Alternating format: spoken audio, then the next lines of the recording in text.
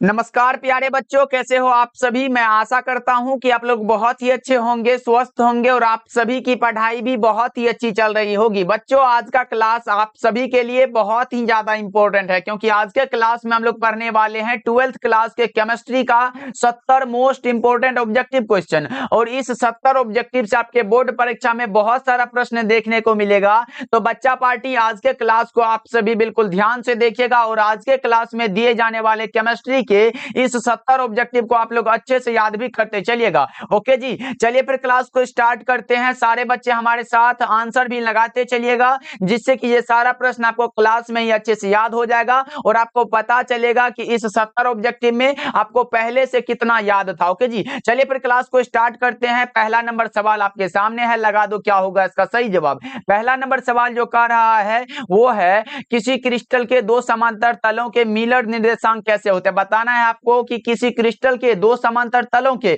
Miller निर्देशांक कैसे होते हैं, तो आप बता दो वो समान होता है बच्चा पार्टी। ऑप्शन नंबर ए बिल्कुल सही आंसर है और ये 2 नंबर में भी आपके बोर्ड एग्जाम में पूछा जाता है कि मिलर निर्देशांक क्या होता है, तो याद रखिएगा आप लोग, इसको नोट्स बना लीजिएगा। चलिए अगला प्रश्न को देखिए, दूसरा नंबर सवाल हमारे सामने है, देख लो।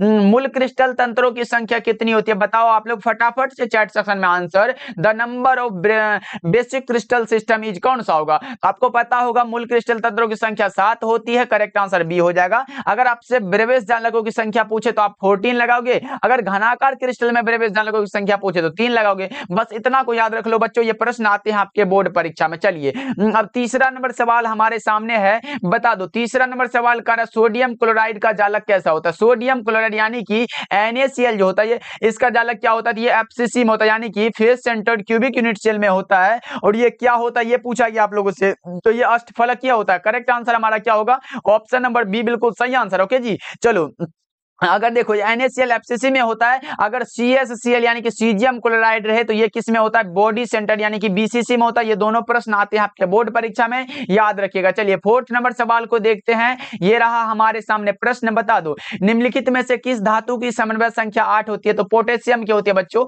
ऑप्शन नंबर ए को लगा लो ना, बहुत ही आसान सा प्रश्न, याद रखिएगा आप लोग। चलिए फिफ्थ नंबर सवाल को देखिए, ये रहा हमारे सामने, फटाफट से कर लेते हैं। मात्र 70 ऑब्जेक्टिव है बच्चों, इसको जरूर याद कर लेना, क्योंकि यहां से हर एक बार प्रश्न आते ही आते हैं। देखिए 5 नंबर सवाल का रहा, बॉडी सेंटर्ड क्यूबिक सेल में लेटिस बिंदुओं की संख्या कितनी होती है, यानी कि BCC में पूछा गया बच्चा पार्टी, तो कितनी होती है, परमाणुओं की संख्या पूछा, तो बताओ क्या होगा। बॉडी सेंटर्ड की अगर बात हो तो आपको पता होगा कि इसमें 2 होता है, परमाणुओं की संख्या कितना होता है बच्चों, 2 हो जाता है। करेक्ट आंसर आपका क्या होगा, ऑप्शन नंबर सी बिल्कुल सही आंसर है। चलिए अगला प्रश्न को देखिए, अगला प्रश्न हमारे सामने है, निम्नलिखित में कौन बेरवादार ठोस है। बेरवादार कहने का अर्थ हमारा यह है कि निम्नलिखित में कौन सा है जो अक्रिस्टल है। तो अक्रिस्टल हमने बताया है, प्लास्टिक आए, रबर आए, कांच है, ये सारे के सारे अक्रिस्टल है। जिसकी निश्चित और नियमित ज्यामितीय आकृति नहीं होती है उसे हम लोग अक्रिस्टल यानी कि बेरवादार होते हैं। बेरवादार ठोस को ही एमोर्फस सॉलिड भी कहा जाता है, ये भी आप लोग याद रखिएगा। आप लगाओगे कौन सा होगा, तो आप लगा दो सर क्वार्ट्ज ग्लास जो है ये हमारा क्या है, अक्रिस्टल है। करेक्ट आंसर बी हो जाएगा। 7 नंबर सवाल हमारे सामने है, बताओ 7 नंबर सवाल कह रहा है, कुछ इस प्रकार का प्रश्न आपके सामने, बताओ 7 नंबर सवाल का वैसा घोल जो एक निश्चित ताप पर संयोजन में बिना किसी प्रकार के परिवर्तन के उबलता है उसे हम लोग क्या बोलते हैं, उसे हम लोग एजियोट्रॉपिक मिश्रण बोलते हैं। क्या बोलते हैं बच्चा पार्टी, एजियोट्रॉपिक मिक्सचर बोलते हैं। ऑप्शन नंबर ए बिल्कुल सही आंसर है, याद रखिएगा आप लोग। चलो इंग्लिश और हिंदी दोनों मीडियम वालों के लिए ये क्लास है, तो सभी बच्चे लगाते चलना आंसर बच्चों। ओके जी, चलिए 8 नंबर सवाल का रहा है, देखो आपके सामने है, निम्नलिखित में विलियन के लिए अनुसंख्यक गुणधर्म कौन सा है। हमने ये बताया था कि विलियन का अनुसंख्यक गुणधर्म वह है जो विलियन में उपस्थित विलय के कणों की संख्या पर निर्भर करता है, कणों के आकार या प्रकृति पर नहीं। और इसके लिए हमने एग्जाम्पल बताया था, क्वथनांक का उन्नयन, हिमांक का अवक्रमण, परासरणी दाब और वाष्प दाब का आपेक्षिक अवक्रमण, ये 4 हमने बताया था। तो देख लो ना, परासरण हमको दिख रहा है तो हमको घूमने की जरूरत नहीं है, ऑप्शन नंबर ए को लगा लेंगे और अगले प्रश्न की ओर चल देंगे। 9 नंबर सवाल हमारे सामने ये कह रहा है, देखो 9 नंबर सवाल कह रहा है, समुद्र जल का परिसारक दाब लगभग कितना होता है, बताओ आप लोग। तो 30 एटीएम होता है। कौन सा होता है बच्चा पार्टी, 30 एटीएम होता है, यानी कि 30 एटमॉस्फेयर जिसको बोलते हैं। आपका सही आंसर हो जाएगा कि सर ऑप्शन नंबर ए को लगा दीजिए। चलिए फिर 10 नंबर सवाल की ओर बढ़ते हैं बच्चों। 10 नंबर सवाल को देखते हैं, सभी बच्चे आंसर को लगाते चलना बच्चा पार्टी, बहुत ही इंपॉर्टेंट क्लास है। देखो निम्नलिखित में कौन राउल्ट का नियम है, राउल्ट का नियम आपसे पूछ दिया गया, बताओ क्या होगा। तो आपको पता होगा कि P बराबर जो होता है है, P बराबर क्या होता है KHX होता है, ये हमारा हेनरी का नियम है, और P बराबर P नोट एक्स जो होता है P नोट एक्स, ये हमारा राउल्ट का नियम है। बस इतना को याद रख लो, हमारा करेक्ट आंसर क्या होगा, ऑप्शन नंबर ये हो जाएगा। ये P बराबर KHX जो है ये है हेनरी का नियम, याद रखिएगा आप लोग। चलिए आगे बढ़ते हैं। 11 नंबर सवाल का रहा, देखो 11 नंबर सवाल कुछ इस प्रकार का है जो आपके सामने है, लगा दो चैट सेक्शन में आंसर को। आदर्श विलयन में मिश्रित होने के कारण अवयवों के एंथैल्पी परिवर्तन कितना होता है? तो हमने बताया था कि लेमडा एच मिक्स बराबर भी 0 होता है और लेमडा भी मिक्स बराबर भी 0 होता है, इसलिए शून्य लगाएंगे। करेक्ट आंसर हमारा ऑप्शन नंबर ए हो जाएगा। ओके जी, चलो आगे बढ़ते हैं। अगला प्रश्न हमारे सामने 12 नंबर सवाल है। बच्चा पार्टी क्लास समझ आ रहा है? यस नो, क्लास को लाइक करते चलना सभी बच्चे, क्योंकि आप लोग लाइक करने के लिए ही भूल जाते हो बच्चा पार्टी, इसलिए सभी बच्चे एक बार लाइक कर दो। लाइक करते हो तो बहुत मजा आता है पढ़ाने में, और हम पढ़ाते भी बहुत अच्छे हैं, तो बच्चा पार्टी एक बार लाइक कर दिया करो। ओके जी, चलो निम्नलिखित में कौन ताप के द्वारा प्रभावित नहीं होती है, यानी कि which of the following is not affected by temperature, कौन सा होगा? तो ताप के द्वारा प्रभावित जो नहीं होता है वो हमारा मोललिटी यानी कि मोललता है। अगर मोललता का मात्रक पूछे तो आप लगाओगे सर मोल प्रति केजी होता है, क्योंकि हम जानते हैं कि प्रति केजी विलायक में घुले हुए विलय के मोलों की संख्या को मोललता कहते हैं। बस इतना हम लोगों को याद है, तो मोल प्रति केजी लगाएंगे ना तो हमारा 2 नंबर भी फिक्स हो जाएगा, क्योंकि मोललता भी 2 नंबर में पूछा जाता है कि सर बताओ मोललता से आप क्या समझते हो, तो प्रति केजी विलायक में घुले हुए विलय के मोलों की संख्या को क्या कहते हैं बच्चा पार्टी? मोललता कहते हैं, याद रखिएगा आप लोग। चलिए अगला प्रश्न को देखिए।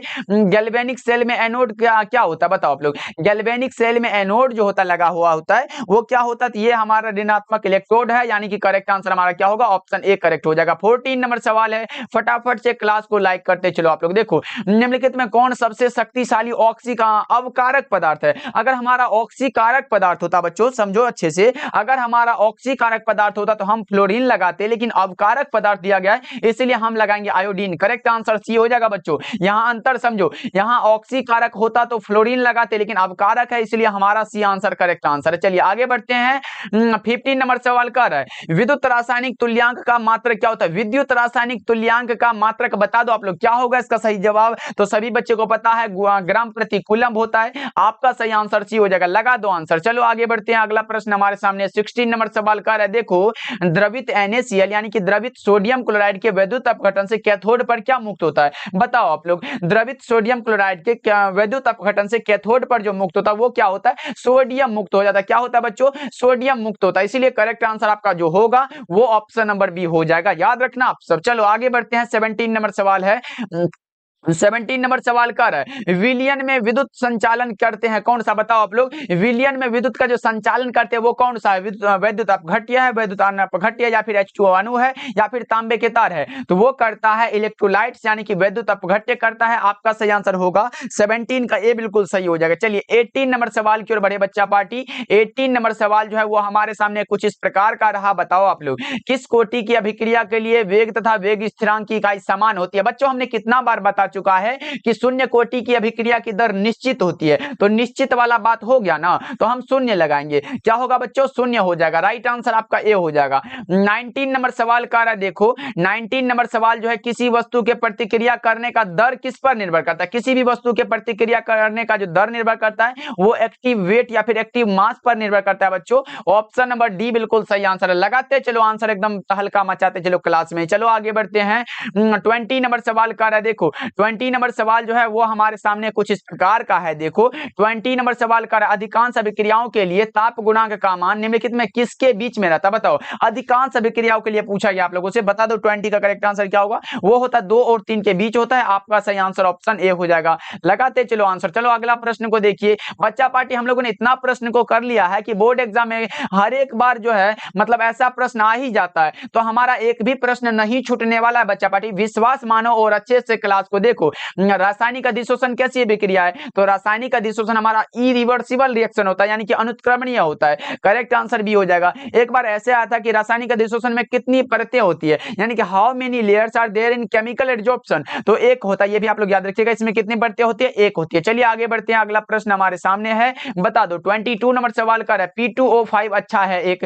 P2O5 क्या है बच्चों? लगा दो। P2O5 जो है ये अच्छा क्या है एक, ये बताना है आपको। तो 22 का लगा दो। क्या होता है ये अवशोषक होता है। क्या होता है? एब्जॉर्बेंट होता है। आगे बढ़ते हैं, अगला प्रश्न हमारे सामने 23 नंबर सवाल कर रहा है, रक्त पर आवेश पाया जाता है कितना? रक्त पर जो आवेश होता है वो ऋणात्मक होता है। रक्त र से रक्त होता है और र से ऋणात्मक होता है, इसीलिए 23 का करेक्ट आंसर हम लगाएंगे, ऑप्शन बी हो जाएगा। ओके जी, चलो आगे बढ़ते हैं, अगला प्रश्न हमारे सामने 24 नंबर सवाल का है, अपमार्जक को क्या कहा जाता है? अपमार्जक को कहा जाता है, क्या कहा जाता है? पृष्ठ सक्रियन कहा जाता है। तो हम लगाएंगे ऑप्शन नंबर ए को। लगा लो बच्चों, याद रखिएगा आप लोग, क्लास को एकदम ध्यान से देखो बच्चों, तभी याद हो पाएगा क्लास में ये सारा प्रश्न। देखो, निम्नलिखित में कौन सा द्रव स्नेही कोलाइड है? द्रव स्नेही कोलाइड कौन सा है ये पूछा गया है, तो हम लगाएंगे सर कौन सा? तो गोंद हो जाएगा। लगा दो ना बच्चा पार्टी, ऑप्शन नंबर बी बिल्कुल सही आंसर है। चलो अगला प्रश्न को देखते हैं, 26 नंबर सवाल कर रहा है, 26 नंबर सवाल कर रहा है, निम्नलिखित में कौन द्रव स्नेही कोलाइड नहीं है? वहां पूछा गया है लेकिन यहां पूछा गया नहीं है, तो हम लगाएंगे सर कुहासा हो जाएगा, क्योंकि ये कुहासा जो ये चिपचिपा सा पदार्थ नहीं होता। देखो, दूध भी चिपचिपा पदार्थ है, गोंद भी होता है, खून भी होता है, इसलिए ये होता है, लेकिन कुहासा नहीं होता है। आगे बढ़ते हैं, 27 नंबर सवाल कर रहा है, देखो क्या कह रहा है, स्टार्च के जल अपघटन में निम्नलिखित में से किस एंजाइम का उपयोग होता है? स्टार्च के जल अपघटन में निम्नलिखित में कौन है जिसका उपयोग होता है? वो होता है डायस्टेज। क्या होता है बच्चों? डायस्टेज होता है। करेक्ट आंसर डी हो जाएगा आपका। चलो आगे बढ़ते हैं, 28 नंबर सवाल का है, देखो निम्नलिखित में कौन जिंक का अयस्क नहीं है? नहीं है पूछा गया आप लोगों से, जिंक का अयस्क हमारा कौन सा नहीं है? ये बॉक्साइड। ये बॉक्साइड तो एल्यूमिनियम का अयस्क है बच्चों, बॉक्साइड हमारा एल्यूमिनियम का अयस्क है, तो ये नहीं होगा, इसीलिए करेक्ट आंसर हमारा क्या होगा? ये किसका अयस्क है? तो ये एल्यूमिनियम का अयस्क है, याद रखना आप सब। चलो आगे बढ़ते हैं, अगला प्रश्न का रहा है 29 नंबर सवाल, देखो कॉपर का मुख्य अयस्क क्या होता है? कॉपर का मुख्य अयस्क जो होता है वो कौन सा होता है? वो कॉपर पायराइड होता है। तो आप लोगों से एक प्रश्न रहा कि बता दो एक बार चैट सेक्शन में कॉपर पायराइड का सूत्र क्या होता है। एक बार लगा दो सभी बच्चे चैट सेक्शन में आंसर, आपका आंसर आना चाहिए कि कॉपर पायराइड का सूत्र क्या होता है, क्योंकि हमने कई बार बता चुका है बच्चों। क्या होता है? Cu होता है, Fe होता है, S2 होता है, CuFeS2, याद रहेगा। क्लास में एक बार रट लो, हमारे साथ बोल लो, CuFeS2, CuFeS2 हमारे साथ बोल लिए, याद हो जाएगा, कॉपर पायराइड का सूत्र होता है। ओके जी, चलो आगे बढ़ते हैं, 30 नंबर सवाल को देखिए। 30 नंबर सवाल कह रहा है, अयस्क में उपस्थित अशुद्धि को गैंग या फिर अधात्री बोलते हैं। अयस्क में उपस्थित अशुद्धि को क्या बोलते हैं बच्चा पार्टी? गैंग बोलते हैं, या फिर इसी को अधात्री कभी कभी दिया रहता है। क्या बोलते हैं बच्चा पार्टी? अधात्री भी दिया रह सकता है, इसीलिए भूलना नहीं है, अच्छे से याद रखना। चलो आगे बढ़ते हैं, 31 नंबर सवाल को देखिए। 31 नंबर सवाल कह रहा है कि एल्यूमिनियम का अयस्क कौन सा है? अभी तो हमने बताया एल्यूमिनियम का कौन सा अयस्क है, बताओ आप लोग। क्या हेमेटाइट है? नहीं सर, हेमेटाइट नहीं है, डोलोमाइट भी नहीं है, इनमें से कोई नहीं होगा। नहीं, कौन सा? बॉक्साइट हमने बताया था। हमने बताया था कि सर बॉक्साइट जो है ये एल्यूमिनियम का अयस्क है, इसीलिए आपका सही आंसर ऑप्शन ए हो जाएगा। 32 नंबर सवाल देखिए बच्चों, मेलेकाइट किसका अयस्क होता है? मेलेकाइट जो अयस्क है ये किसका है? लोहा का है, कॉपर का है, सिल्वर का है, या फिर जिंक का है? बताओ आप लोग। ये अयस्क है कॉपर का। किसका है बच्चों? कॉपर का है, जिसको आप हिंदी में तांबा भी बोलते हो। आगे बढ़ते हैं, अगला प्रश्न हमारे सामने 33 नंबर सवाल है, सिनेबार कहा जाता है किसको? सिनेबार जो कहा जाता है वो किसे कहा जाता है? ये कहा जाता है HGS को। क्या कहा जाता है? मरकरी सल्फाइड को। आपका सही आंसर ऑप्शन नंबर ए हो जाएगा। अगला प्रश्न देखिए, 34 नंबर सवाल है। 34 नंबर सवाल कह रहा है, विद्युत विच्छेदन विधि द्वारा शुद्ध किया जाता है। विद्युत विच्छेदन की विधि द्वारा किसको शुद्ध किया जाता है? बताओ आप लोग। Which of the following purified bye electrolytes method, कौन सा होगा? बताओ आप लोग। ये होता है विद्युत विच्छेदन के कॉपर को करते हैं, ऑप्शन नंबर सी बिल्कुल सही आंसर है। 35 नंबर सवाल देखिए बच्चों, 35 नंबर सवाल कह रहा है, देखो क्या कह रहा है, निम्नलिखित में से किस धातु का निष्कर्षण विद्युत विच्छेदन की क्रिया के द्वारा नहीं होता? बताओ आप लोग, निम्नलिखित में कौन सा धातु है जिसका निष्कर्षण जो है विद्युत विच्छेदन की क्रिया के द्वारा नहीं होता है? ये लोहा का नहीं होता। इसमें किसमें बच्चा पार्टी? 35 का क्या लगाओगे? लोहा लगा दो, करेक्ट हो जाएगा। अगला प्रश्न को देखिए, अगला प्रश्न हमारे सामने 36 नंबर सवाल कर रहा है, नल जल का सूत्र क्या होता है? अब बताओ, जल का सूत्र, नल जल का सूत्र पूछा तो हमारा वही होगा H2O का, जानते हैं ना, तो ऑप्शन नंबर ए को लगाएंगे, बिल्कुल सही आंसर है। क्या होगा बच्चों? ऑप्शन नंबर ए हो जाएगा, नल जल पूछे, जल पूछे, वही बात होता है। चलिए आगे बढ़ते हैं, 37 नंबर सवाल है। 37 नंबर सवाल कर रहे हैं, निम्नलिखित में कौन सा धातु साधारण तापक्रम पर द्रव होता है? निम्नलिखित में कौन सा धातु है जो साधारण तापक्रम पर द्रव होता है? कौन सा होता है बता दो। वो होता है हमारा Hg, जिसको हम लोग मरकरी बोलते हैं, पारा बोलते हैं। ऑप्शन बी बिल्कुल सही आंसर है। 38 नंबर सवाल है बच्चा पार्टी, 38 नंबर सवाल कर रहा है। क्लास को आप लोग लाइक करते चलना, भूल जाते हो क्लास को लाइक करने के लिए। H2SO4 बताओ, सल्फ्यूरिक एसिड हमको दे दिया है, बोलता है ये क्या है? अम्ल है, भस्म है, क्षार है, लवण है, यानी कि ये क्या है बच्चा पार्टी? ये है है, क्या है? तो आप लगाओगे सर ये सल्फ्यूरिक एसिड है। क्या है बच्चा पार्टी? सल्फ्यूरिक एसिड है। तो एसिड, एसिड कहने से बच्चा पार्टी क्या होता है? एसिड मतलब अम्ल होता है। एसिड मतलब देखो एसिड का वही दिया गया है, बस पूछ रहा है ये क्या है, तो एसिड है बच्चों। ऑप्शन नंबर ए को लगाओ ना, करेक्ट हो जाएगा। ओके, चलो आगे बढ़ते हैं। अगला प्रश्न हमारे सामने 39 नंबर सवाल का है, सोडियम आवर्त सारणी में किस ग्रुप का सदस्य है? ये सोडियम जो है ये आवर्त सारणी में किस ग्रुप के अंतर्गत आता है, ये पूछा गया आप लोगों से। तो किस ग्रुप के अंतर्गत आता है आपको पता होगा, ये ग्रुप 1 का सदस्य है। कौन सा ग्रुप 1 हो जाएगा? राइट आंसर ए हो जाएगा। अगला प्रश्न हमारे सामने 40 नंबर सवाल है, SF6 में सल्फर का ऑक्सीकरण अवस्था क्या होता है? तो हमने बताया है जिसका निकालना होता है उसे हम लोग एक्स मान लेते हैं, तो निकाल के एक बार बता देते हैं बच्चा पार्टी, टेंशन नहीं लेना है। एक्स मान लिए, उसके बाद कितना देखो फ्लोरीन पर हमारा -1 ऑक्सीकरण अवस्था होता है, ये हमको पता है। तो हम लिखेंगे सर ये फ्लोरीन कितना है? 6 है, तो कौन सा करेंगे? गुना में -1 कर देंगे, हमारा क्या हो जाएगा? यानी कि गुना में हमारा -1 हो जाएगा और बराबर में हमारा 0 हो जाता है सभी का। तो x प्लस क्या होगा? x प्लस 6 गुना 1 मतलब माइनस हो जाएगा, यहाँ पे क्या होगा? प्लस माइनस माइनस होता है, तो सभी बच्चे को पता है कि सर यहाँ पे क्या होगा? x - 6 बराबर 0, इसीलिए x बराबर क्या हो जाएगा? +6 हो जाएगा। किस ऑप्शन में दिया गया है बताओ, कौन सा ऑप्शन में दिया गया? ऑप्शन ए बिल्कुल सही आंसर है। 40 का राइट आंसर क्या होगा? ऑप्शन ए हमारा करेक्ट आंसर है। चलो 41 नंबर सवाल का है, देखो 41 नंबर सवाल का है, नाइट्रोजन और ऑक्सीजन क्या है? नाइट्रोजन और ऑक्सीजन जो है ये हमारा क्या है? अधातु है, नॉन मेटल है बच्चों। ऑप्शन नंबर बी को टिक कर लो, सही हो जाएगा। ओके, चलो अगला प्रश्न को देखिए। अगला प्रश्न हमारे सामने 42 नंबर सवाल का है, फोटोग्राफिक फिल्म प्लेट में किसका आवश्यक घटक होता है? बताओ, फोटोग्राफिक फिल्म प्लेट में किसका आवश्यक घटक होता है? क्या वो सिल्वर नाइट्रेट है, सिल्वर ब्रोमाइड है, सोडियम क्लोराइड है, या फिर ओलिक अम्ल का होगा? बता दो 42 का राइट आंसर।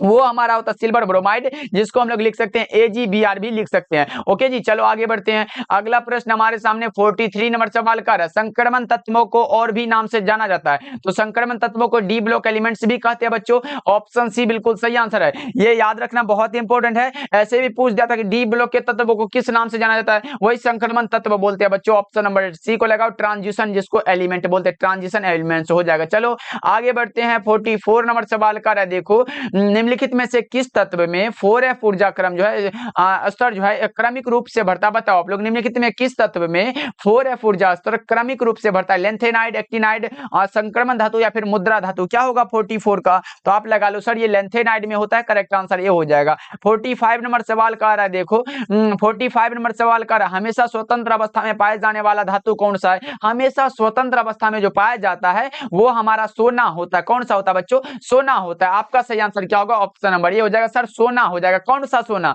वो सोना बाबू सोना वाला सोना नहीं है, ये क्या है? AU वाला सोना है, ये वाला सोना है बच्चों, याद रखिएगा आप लोग। चलो आगे बढ़ते हैं। अगला प्रश्न हमारे सामने 46 नंबर सवाल का है, डी ऑर्बिटल का आकार कैसा होता है? डी ऑर्बिटल डबल डंबबेल होता है। डी ऑर्बिटल का आकार कैसा होता है बच्चों? डबल डंबबेल होता है, इसीलिए आप लगा लो ऑप्शन नंबर सी बिल्कुल सही आंसर है। अगला प्रश्न को देखिए, 47 नंबर सवाल का है, संकुल कितने प्रकार के होते हैं? संकुल 3 प्रकार के होते हैं बच्चा पार्टी। संकुल कितने प्रकार के होते हैं? ये उप संयोजन यौगिक में हम लोग पढ़ते हैं कि संकुल 3 प्रकार के होते हैं, इसलिए याद रखिएगा आप लोग। चलो आगे बढ़ते हैं। 48 नंबर सवाल का Na2O में सोडियम की उप संयोजन संख्या कितनी है? देखो यहाँ पूछा गया सोडियम ऑक्साइड में, किसमें? सोडियम ऑक्साइड में सोडियम की उप संख्या कितनी होती है? आप लगाओगे सर 4 होती है। अगर सोडियम का पूछा तो हम 4 लगा दिए, लेकिन अगर ऑक्सीजन का पूछा तो हम लोग 8 लगा देते। दोनों का याद रखना आप सब। देखो Na का पूछा इसलिए हम 4 लगाए, अगर ऑक्सीजन का पूछ देता तो हम लोग 8 लगा लेते और निकल लेते। चलो अगला प्रश्न देखिए, 49 नंबर सवाल का एल्कीन का सामान्य सूत्र क्या होता है? एक हमारा क्या होता है बच्चों? एक हमारा होता है एल्केन होता है, उसके बाद एक हमारा क्या होता है? एल्कीन होता है। यहाँ पे एल्कीन लिखना पड़ेगा। यहाँ क्या होगा बच्चा पार्टी? एक हमारा एल्कीन होता है और दूसरा हमारा क्या होता है? एल्काइन होता है। क्या होता है बच्चों? एल्काइन होता है। देखो एल्केन का जो सूत्र होता है वो हमारा CnH2n +1 होता है, 2 होता है, CnH2n +2 होता है। यहाँ ये एल्कीन का पूछा गया तो CnH2n होता है, उसके बाद एल्काइन है तो CnH2n और माइनस का 2 हो जाएगा। बस यही तो है, तीनों का लिख लो। देखो CnH2n एल्कीन का पूछा, इसीलिए हमारा करेक्ट आंसर हो जाएगा sir CnH2n, option number A हो जाएगा। लगा लो आप लोग। अगर एल्केन का पूछे CnH2n +2 लगाना, एल्कीन CnH2n और एल्काइन CnH2n -2 होता है। दोनों तीनों को याद रखोगा आप लोग। चलो आगे बढ़ते हैं। 50 नंबर सवाल का आ रहा है, SN2 क्रियाविधि का निर्माण होता है। बताओ SN2 क्रियाविधि में किसका निर्माण होता है? ये ट्रांजिशन स्टेट का निर्माण होता है बच्चों। ऑप्शन नंबर बी हमारा करेक्ट आंसर। ये प्रश्न जो है 2022 में आपके बोर्ड परीक्षा में भी पूछा गया है, तो याद रखिएगा बच्चों, इंपॉर्टेंट है। चलो आगे बढ़ते हैं। 51 नंबर सवाल का रहा है, एल्कीन निम्न में से कौन सी अभिक्रिया देती है? बताओ आप लोग, एल्कीन जो है निम्न में कौन सी अभिक्रिया देती है? तो बता दो क्या होगा, एल्केन, एल्कीन, एल्काइन, तो ये योगात्मक अभिक्रिया देती है, यानी कि एडिशन हो जाएगा। करेक्ट आंसर ऑप्शन नंबर ये हो जाएगा। 51 का ये लगाना आप लोग। ओके चलो 52 नंबर सवाल कर रहा है, देखो 52 नंबर सवाल कर रहा है, CH4 में सिग्मा बॉन्ड की संख्या कितनी होती है? बता दो 52 का राइट आंसर। CH4 में सिग्मा बॉन्ड की संख्या 4 होती है। कितना होता है बच्चों? 4 होता है। 52 का करेक्ट आंसर ए हो जाएगा। अगला प्रश्न हमारे सामने 53 नंबर सवाल कर रहा है, देखो निम्नलिखित में कौन मिथॉक्सीमेथेन है? मिथॉक्सीमेथेन का पूछा गया आप लोगों से, तो कौन सा होगा बता दो आप लोग। मिथॉक्सीमेथेन का सूत्र है CH3OCH3, option A correct answer है। अगर इथॉक्सीएथेन का पूछे तो वो C2H5OC2H5 होता है, ये क्या होता है। चलो आगे बढ़ते हैं। 54 नंबर सवाल का है, देखो 54 नंबर सवाल का वही देखो, इथॉक्सीएथेन का आपके सामने है। बताओ आप लोग 54 का राइट आंसर क्या होगा? इथॉक्सीएथेन का अगर आपसे पूछा गया हो तो क्या लगाओगे 54 का? तो आप लगाओगे सर C2H5O, C2H5 हो जाएगा, इसीलिए करेक्ट आंसर हमारा ऑप्शन सी हो जाएगा। चलो आगे बढ़ते हैं। अगला प्रश्न देखिए हमारे सामने है 55 नंबर सवाल, बच्चा पार्टी देखो 1 डिग्री 2 डिग्री 3 डिग्री, यानी कि प्राथमिक अल्कोहल, द्वितीयक अल्कोहल, तृतीयक अल्कोहल, तीनों में जो अंतर जांच करते हो वो किसके द्वारा कर सकते हैं? ऑक्सीकरण विधि द्वारा, लुकास प्रतिकारक जांच द्वारा, या फिर विक्टर मेयर परीक्षण द्वारा, या इनमें से सभी के द्वारा? किसके द्वारा? तो आप लगाओगे सर इनमें से सभी के द्वारा कर सकते हैं, ऑप्शन डी बिल्कुल हमारा करेक्ट आंसर है। चलिए 56 नंबर सवाल को देखिए। 56 नंबर सवाल कह रहा है कि कार्बोनिल समूह में कार्बन का संकरण कैसा होता है? कार्बोनिल समूह के लिए पूछा गया, आप लोगों से लगा दो। कार्बोनिल समूह का जो स्ट्रक्चर होता है कुछ इस प्रकार का होता है बच्चा पार्टी, कुछ इस प्रकार का होता है। कार्बोनिल समूह के लिए पूछा गया ना, इसलिए हमारा कुछ इस प्रकार का, ये किसका स्ट्रक्चर है? तो कार्बोनिल समूह का है, और इसमें sp2 हाइब्रिडाइजेशन होता है। आपका सही आंसर होगा कि सर ऑप्शन नंबर बी हो जाएगा। अगला प्रश्न हमारे सामने है 57 नंबर सवाल, बताओ IUPAC प्रणाली में एसीटोन का नाम क्या होता है? यह होता है प्रोपेनोन होता है। क्या होता है बच्चों? प्रोपेनोन होता है। राइट आंसर सी हो जाएगा। डेली क्लास का टाइम आप लोग कमेंट करके पूछते रहते हो सर हमारा टाइम क्या है, तो डेली क्लास का टाइम शाम के 7 बजे होता है, और हमारा शाम के 1 होता है, शाम के कौन सा 8 बजे भी होता है। तो दोनों क्लास को ज्वाइन करो बच्चा पार्टी, एकदम मजा आएगा। अच्छे से क्लास को करो और सारे प्रश्नों को याद करते चलो, और देख लेते हैं कैसे प्रश्न छूट जाता है आपके बोर्ड परीक्षा में। देखो निम्नलिखित में कौन सा प्राकृतिक बहुलक है पूछा गया आप लोगों से, बताओ कौन सा है जो प्राकृतिक बहुलक है? तो सर प्रोटीन को लगा दो, करेक्ट हो जाएगा। चलो आगे बढ़ते हैं। 59 नंबर सवाल कर रहा है, देखो पॉलीथीन एक बहुलक है किसका? पॉलीथीन बहुलक है इथीन का। पॉलीथीन किसका बहुलक है बच्चों? इथीन का बहुलक है, बी लगा लो, आंसर करेक्ट है। चलो आगे बढ़ते हैं। 60 नंबर सवाल कर रहा है, निम्नलिखित में कौन योगशील बहुलक है? बताओ आप लोग, which of the following is an additive polymer? कौन सा होगा? निम्नलिखित में कौन सा है जो योगशील बहुलक है? कौन सा? उच्च घनत्व वाले पॉलीथीन है, जो कि करेक्ट आंसर सी में दिया गया, हमारा राइट आंसर है। यह भी प्रश्न 2022 में आया हुआ है। 61 नंबर सवाल का एंजाइम क्या है? Enzyme is an protein. कौन सा? एंजाइम इज अ प्रोटीन, हमारा सही आंसर होगा कौन सा सर? ऑप्शन सी बिल्कुल सही आंसर। ये कार्बोहाइड्रेट लिपिड मत लगाना, बहुत ही अच्छा प्रश्न है, याद रखना आप सब। चलो 62 नंबर सवाल देखते हैं क्या कह रहा है, निम्नलिखित में कौन सी दवा है जो बुखार को कम करता है? बुखार को कम करने वाला जो है वो हमारा एंटीपायरेटिक, जिसको हम लोग ज्वरनाशी बोलते हैं हिंदी में। ऑप्शन सी बिल्कुल सही आंसर, एंटीपायरेटिक होता है। ऑप्शन नंबर सी को लगा लो। कभी कभी ज्वरनाशी भी रहता है बच्चा पार्टी, क्या रहता है? ज्वरनाशी भी दिया रहता है, तो ये भी आप लोग लिख लो, अच्छे से याद रखना। चलो आगे बढ़ते हैं। 63 नंबर सवाल कर रहा है, एमिनो अम्ल में क्रियात्मक समूह कौन सा? देखो एमीन भी है और अम्ल भी है, यानी कि एमीन भी अम्ल भी है और एमीन भी है, यानी कि ए और बी दोनों हमारा करेक्ट आंसर डी हो जाएगा। एमिनो और अम्ल दोनों में पूछा गया बच्चों, घबराना नहीं है, अच्छे से क्वेश्चन को पढ़ना है, फिर आंसर को लगाना है। चलो 64 नंबर सवाल को देखते हैं। 64 नंबर सवाल का विटामिन ए क्या कहलाता है? पहले तो मैं बता दूं, यहां तक बच्चा पार्टी आ गए हैं तो मैं बता दूं, विटामिन जो है ये 2 नंबर में बहुत ही बार पूछा गया। ऐसे पूछता है कि सर क्वेश्चन लिख दिया, उसके बाद लिखेगा कि बता दो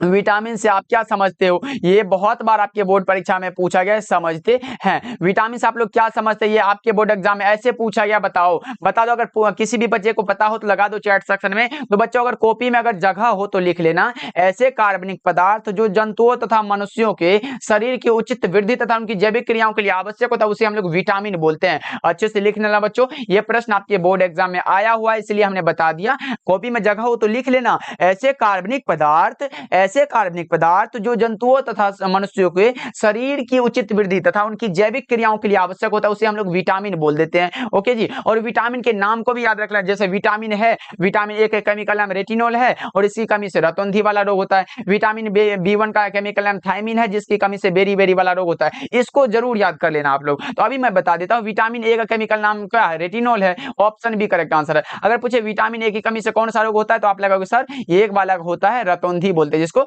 रतौंधी बोलते हैं। इसको भी आप लोग याद रखिएगा। चलिए आगे बढ़ते हैं। 65 नंबर सवाल है, अच्छे से याद कर लेना आप लोग। विटामिन सी की कमी, देखो विटामिन से हर एक बार आपके बोर्ड परीक्षा में प्रश्न आता है बच्चों। एक टॉपिक हमारा ये रहेगा, तो चलो अगले क्लास में हम यही टॉपिक लाएंगे कि विटामिन क्या है और इससे कौन कौन सा होता है, सब हम बता देंगे। कौन सा जल में घुलनशील विटामिन है और कौन सा वसा में घुलनशील विटामिन है। अभी हम आपको याद करने के लिए कुछ बता देते हैं। बच्चा पार्टी याद रखिएगा। देखो विटामिन जो होता है वो उसको दो प्रकार से वर्गीकृत किया गया है। एक हमारा क्या होता है, एक हमारा देखो इसको अच्छे से समझ लो। एक हमारा होता है जल में घुलनशील होता है, एक हमारा जल में घुलनशील होता है, और दूसरा विटामिन जो होता है वो हमारा क्या होता है, वो वसा में घुलनशील होता है।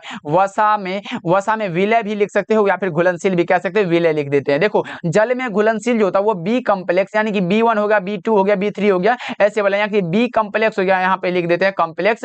और सी यानी कि बी और सी जो है ये जल में घुलनशील है, और ए हो गया, डी हो गया, ई हो गया और के हो गया। Vitamin A, vitamin D, vitamin E, vitamin के जो है ये वसा में घुलनशील है बच्चों। ये ऑब्जेक्टिव के लिए इंपॉर्टेंट है। अगर पूछे कौन सा है जो जल में घुलनशील है, तो आप लगाओगे सर बी और सी हो जाएगा। अगर वसा में पूछे तो ए हो गया, डी हो गया, ई हो गया, के हो गया, ये वसा में घुलनशील है। और विटामिन सी की कमी से कौन सा रोग होगा, तो बताओ आप लोग, अस्कर भी होता है। ऑप्शन नंबर डी को लगा लो, बिल्कुल सही आंसर है। 65 का क्या लगाओ बच्चों, ऑप्शन नंबर डी को लगा लो। ओके चलो अगला प्रश्न हमारे सामने है। अगला प्रश्न कुछ इस प्रकार का है, 67 नंबर सवाल। निम्नलिखित में कौन साधारणतः शरीर के द्वारा नहीं बनाए जाते हैं, कौन सा है, तो विटामिन है, क्योंकि इसे हम लोग जो है बाहरी पदार्थ यानी कि कुछ खा पी कर एकदम बनाते हैं। सेब संतरा जो खाते हैं, भोजन जो खाते हैं, वो हमें विटामिन मिलता है, जिससे हम कोई भी कार्य को कर सकते हैं। इसीलिए हम लगाएंगे सर विटामिन जो है ये शरीर से नहीं बनता है, इसे बनाना पड़ता है। ओके चलो 67 नंबर सवाल का रहा है। देखो 67 नंबर सवाल कुछ इस प्रकार का है कि वह पदार्थ जो शरीर के ताप को कम करता है, वही वाला बात तो है एंटीपायरेटिक वाला, देख लो ना, एंटीपायरेटिक यानी कि ज्वरनाशी बोलते हैं उसको। वह पदार्थ जो शरीर के ताप को कम करे, यानी कि बुखार को कम करे, तो ज्वरनाशी ही तो बोलेंगे।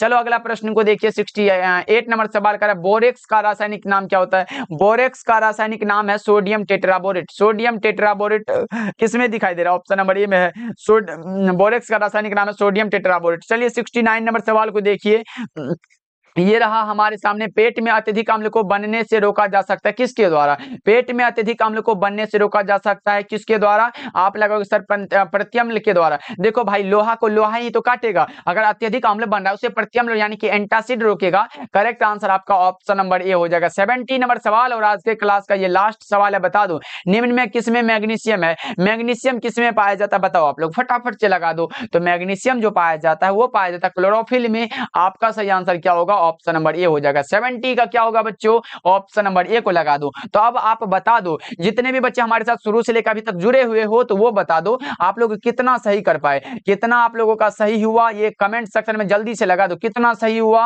और आज का क्लास आपको कैसा लगा, दूसरा पहले बताना है कि कितना सही हुआ, और दूसरा कमेंट है कि आज का क्लास आपको कैसा लगा, ये कमेंट करके बताना।